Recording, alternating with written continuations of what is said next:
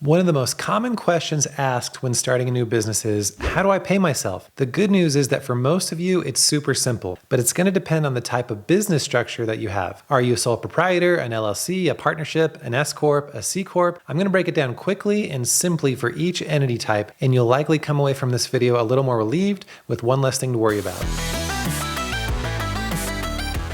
Hey, my name is Mark Tu, and I'm a CPA and former online reseller who specializes in helping resellers and online businesses with taxes and with growing their businesses profitably. If you're not even sure what type of business structure you have, you're most likely a sole proprietorship. The IRS considers you to be a sole proprietorship by default the moment you start trying to make a go at a business activity. They don't require any type of registration or license. Some states may want you to have a business license, but that can sometimes be overkill, and it's not going to keep the IRS from treating you like a business if you don't have one. Most of you watching this are sole proprietors. Now, ideally, you have a separate bank account or accounts that you use for your business activity. To pay yourself, you don't need to be on payroll. You don't need to get a W-2. You don't have to write yourself a check. All you have to do is a bank transfer from the account that you use for business to your personal bank account. That's it. You can do it as frequently or as infrequently as you want. There's no fixed or required schedule for how to pay yourself as an owner. But one thing I want to make clear is that you're taxed on your business profit regardless of whether or not you've paid yourself. So if you have a separate business account and at the end of the year the business has made a profit of $20,000, that $20,000 is still reported and taxed on your tax return even though you haven't distributed any of it. Let's say next year you distribute $5,000 of it to your personal bank account. That $5,000 distribution is not taxed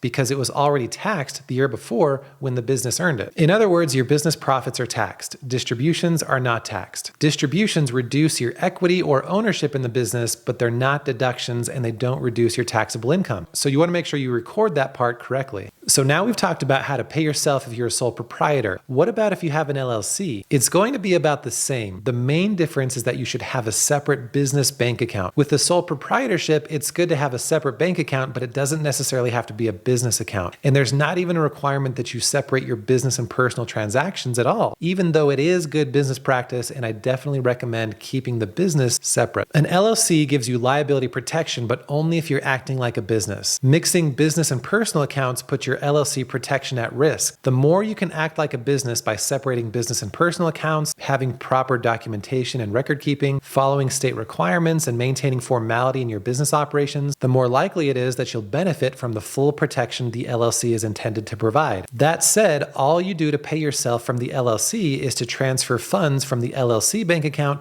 to your personal account. That's it. It's the same as with the sole proprietorship. If you're doing your own bookkeeping, you would record that transfer as an equity distribution. You're not supposed to put yourself on payroll. Now, if you're a partnership or multi-member LLC, it's pretty much the same. The main complication is that you have to start worrying about something called basis. Your basis is similar to your ownership in the business. It increases with your share of the profit and money you put in and decreases with your share of any losses and money you take out. The IRS doesn't want you to take out more than you have, so if you take out an amount of distributions that exceeds your basis, the IRS does tax those excess distributions. The last one I want to mention is if you have an LLC that has elected S corp status. This is the main situation in which you'll actually pay yourself through payroll and receive a W-2, which is not the case with sole proprietorships, partnerships, or normal LLCs. C corps are a whole different animal and not recommended for most small business owners, so I'm not going to cover them here. But for the S corp, you'll need to take a salary that's reasonable and also optimized so you can benefit from the self-employment tax savings. And you can learn more about S corps by watching my recent video. And you're not limited to your salary. If you need more money, you can still take distributions outside your normal salary, which you can take whenever you want. In summary, paying yourself from your business is more straightforward than most people think. Don't overthink it, keep good records, and use the links below for more resources to help you optimize your tax situation and overcome the anxiety so you can focus on building your business profitably.